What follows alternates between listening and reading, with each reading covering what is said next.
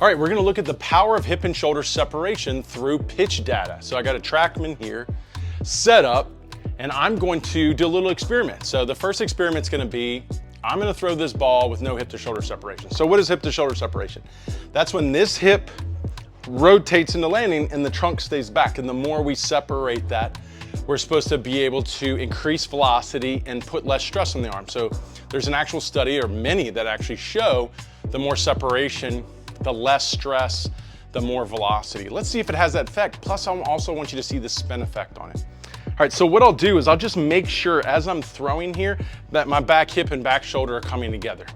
Let's see it here. All right, you can see when I did that, 1800 spin rate is what we'll call it, and then 22.8 on the vertical.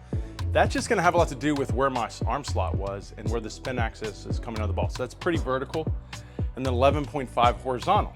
So let's see what happens when we separate. What I'm gonna try to do is drive my hips open in the landing and really maintain my trunk back as late as possible, and then deliver the pitch and see what happens. All right, we'd see a little uptick in spin, 1909, 18.4 vert, which is less, and 8.5 horizontal. Vertical went down.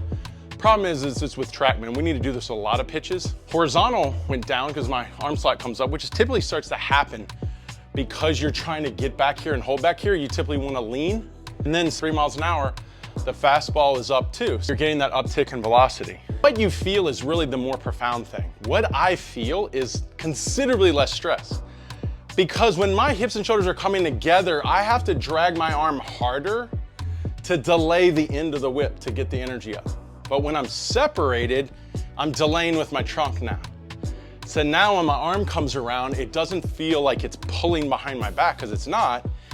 It's more receiving energy. The trunk was doing the pulling, not the arm doing the pulling. The significant thing here is the why you should work on hip to shoulder separation is, yeah, it's gonna help you with your fastball pitch metrics, but ultimately it's gonna keep your arm healthy over time.